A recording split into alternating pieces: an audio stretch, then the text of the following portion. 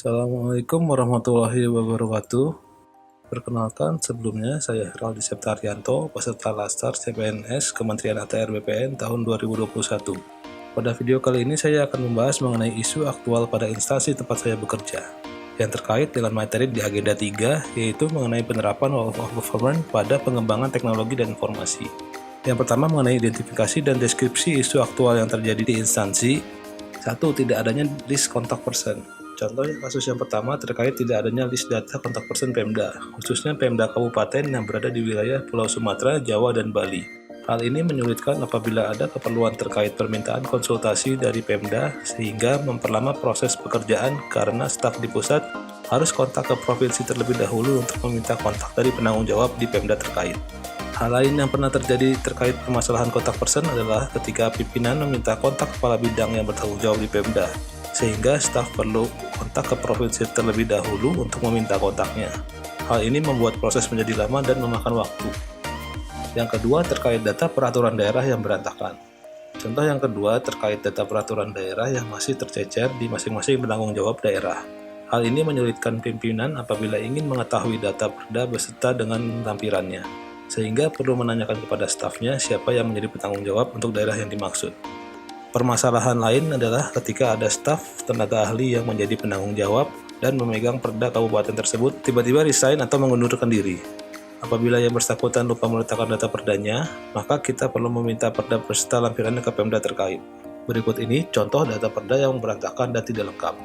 Bisa dilihat dari data foldernya tidak teraturan dan tidak terstruktur. Dan ketika kita mencoba membuka salah satu dari folder tersebut, datanya tidak lengkap. Di situ hanya terdapat peraturan daerah tanpa disertai dengan lampiran peta seperti SHP, album peta, dan lain-lainnya. Lalu kita coba untuk buka folder yang lain. Nah, pada folder ini hanya terdapat peta SHP, yaitu peta dasar, peta tematik, dan peta bencana tanpa adanya lampiran dari perda itu sendiri.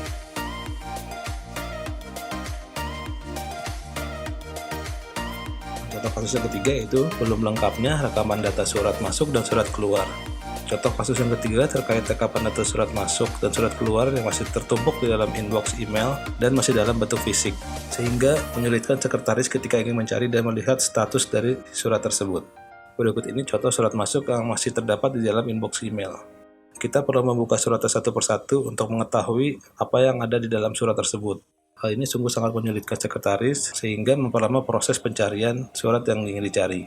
Apa penyebab dari isu tersebut? Penyebab terjadinya isu tersebut yang pertama, tidak adanya waktu untuk merapikan semua data. Yang kedua, kurangnya kesadaran akan pentingnya data. Dan yang ketiga, tidak adanya staf khusus data yang bertanggung jawab memegang semua data. Lalu, apa yang terjadi jika isu tersebut tidak segera diselesaikan?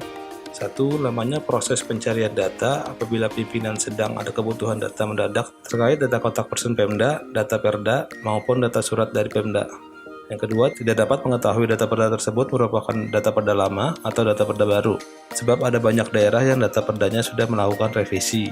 Yang ketiga, dikarenakan proses pencarian data yang memerlukan waktu, maka ketika ada kebutuhan dari Pemda untuk melakukan bimbingan teknis, prosesnya akan memakan waktu yang lama dan waktu pengerjaan tidak sesuai dengan target di awal. Yang keempat, apabila data perda tidak berhasil ditemukan, maka perlu membuat surat permohonan ke Pemda untuk meminta data perda tersebut. Dan yang terakhir, akan menyulitkan sekretaris pada saat ingin mencari surat masuk dan surat keluar. Lalu, bagaimana penyelesaian dari isu tersebut? Rekomendasi penyelesaian dari isu tersebut, menurut saya, penyelesaian terhadap isu tersebut dapat dilakukan dengan sentralisasi data-data yang biasa digunakan di subdit ke dalam satu sistem database yang bisa menampung banyak data tersebut. Selain itu, sistem tersebut juga harus mudah digunakan oleh masing-masing staf sehingga tidak menyulitkan ketika ada kebutuhan data ataupun melakukan update dari data.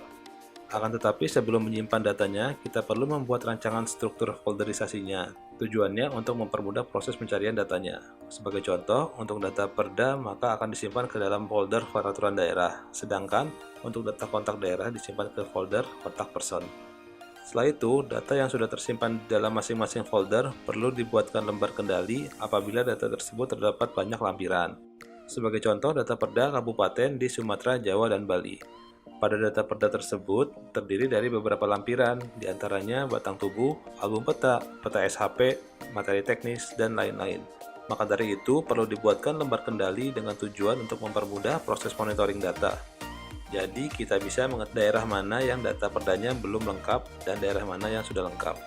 Tujuannya agar kita tidak perlu membuka file satu persatu untuk mengecek, dikarenakan jumlah perda untuk wilayah Sumatera, Jawa, dan Bali terdiri 213 kabupaten. Begitu juga dengan data surat masuk dan surat keluar. Diperlukannya lembar kendali untuk mengecek mengenai judul dari surat tersebut dan tanggal keluar masuk surat tersebut. Lalu, selanjutnya membangun kebiasaan pada masing-masing staf yang menjadi penanggung jawab daerah untuk senantiasa melakukan update pada data perda, dan staf juga harus selalu melakukan update pada lembar kendali apabila sudah melakukan update pada data perda. Berikut ini contoh dari sistem folderisasi untuk peraturan daerah.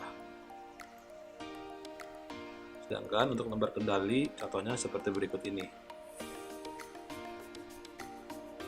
Lalu berikut ini contoh beberapa aplikasi yang menawarkan penyimatan data berbasis cloud sehingga bisa diakses di mana saja serta cukup mudah bagi user untuk menggunakannya. Di sini saya menggunakan database Google Drive sesuai dengan yang dimiliki oleh Subdit saat ini.